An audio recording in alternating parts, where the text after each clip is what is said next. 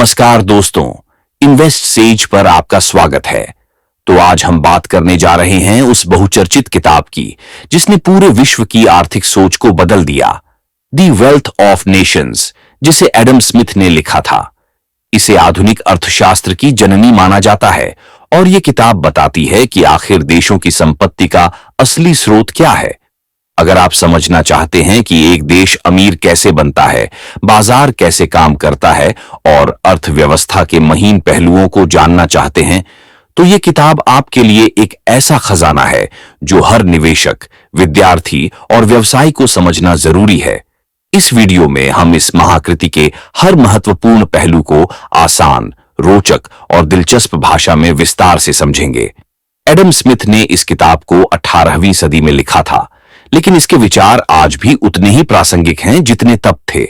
इस किताब ने बताया कि कैसे व्यक्तिगत स्वार्थ से प्रेरित व्यवहार पूरे समाज और अर्थव्यवस्था के लिए लाभदायक हो सकता है और क्यों खुला बाजार और प्रतिस्पर्धा अमीर राष्ट्रों की पहचान है। इस वीडियो में हम चर्चा करेंगे डिवीजन ऑफ लेबर, यानी काम के बंटवारे से लेकर इनविजिबल हैंड तक की अवधारणा, सरकार की भूमिका से लेकर पूंजी और बचत की अहमियत तक, सब कुछ विस्तार से। तो चलिए शुरुआत करते हैं और देखते हैं कि द वेल्थ ऑफ नेशंस की ये महान पुस्तक हमें क्या सिखाती है। सबसे पहले एडम स्मिथ बताते हैं कि किसी राष्ट्र की असली संपदा सोना चांदी या सरकारी खजाना नहीं होता, बल्कि उसके नागरिकों की मेहनत, कौशल और उत्पादकता होती है। उन्होंने एक बेहद सरल परंतु प्रभावशाली उदाहरण दिया है, एक पिन फैक्ट्री। सोचिए, अगर एक व्यक्ति अकेले पिन बनाता तो बहुत कम संख्या में पिन बन पाते, लेकिन जब काम को बांट दिया जाता है और हर व्यक्ति एक विशिष्ट काम करता है तो उत्पादन कई गुना बढ़ जाता है। इससे हमें पता चलता है कि काम का बंटवारा कैसे उत्पादकता बढ़ाता है और वही असली दौलत का मूल मंत्र है। इसके बाद एडम स्मिथ ने इस बात पर जोर दिया कि जब हर व्यक्ति अपने हित में काम करता है तो वह अनजाने में पूरे समाज के हित में योगदान देता है। इसे उन्होंने इनविजिबल हैंड का नाम दिया। इसका मतलब है कि हमें मार्केट के संचालन में हस्तक्षेप की जरूरत नहीं, क्योंकि व्यक्तिगत स्वार्थ बाजार को स्वचालित रूप से संतुलित कर देता है।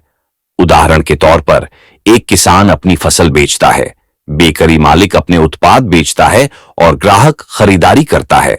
सबका उद्देश्य खुद के लिए अधिकतम लाभ कमाना है, लेकिन इस प्रक्रिया में पूरी अर्थव्यवस्था चलती है। फ्री मार्केट और प्रतिस्पर्धा इस किताब के दूसरे महत्वपूर्ण स्तंभ हैं। एडम स्मिथ ने बताया है कि जहां बाजार खुला हो और सरकार का अधिक हस्तक्षेप न हो, वहां प्रतिस्पर्धा स्वाभाविक रूप से गुणवत्ता, मूल्य निर्धारण और नवाचार को बढ़ावा देती है।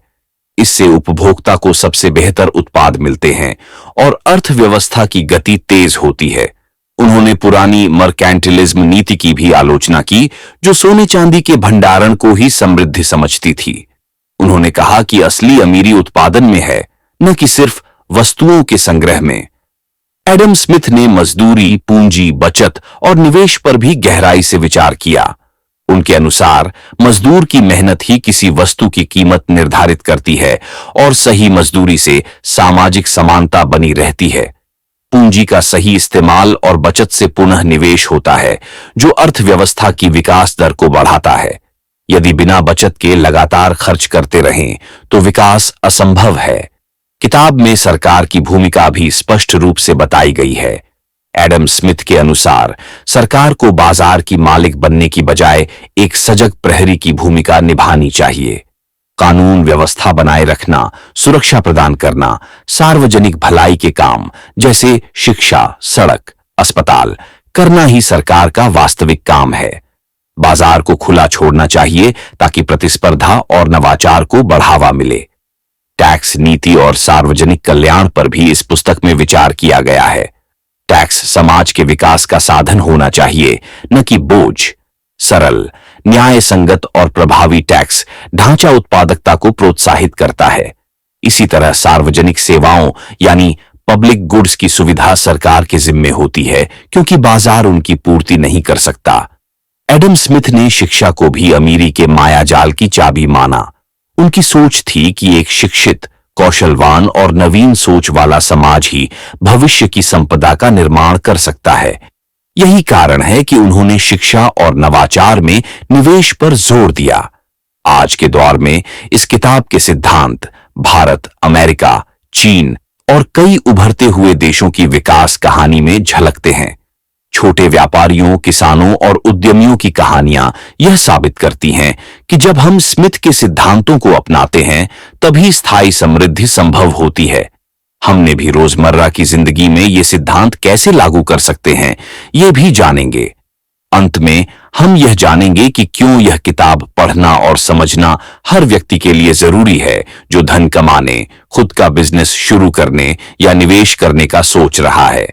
ये सिर्फ एक आर्थिक किताब नहीं, बल्कि समृद्धि का मंत्र है। तो दोस्तों, ये थी द वेल्थ ऑफ नेशंस की विस्तार से कहानी। अगर वीडियो पसंद आए तो लाइक करें, शेयर करें और इन्वेस्ट सेज को सब्सक्राइब करना न भूलें। कमेंट करें कि अगली बार आप किस बुक की समरी सुनना चाहते हैं। धन्यवाद।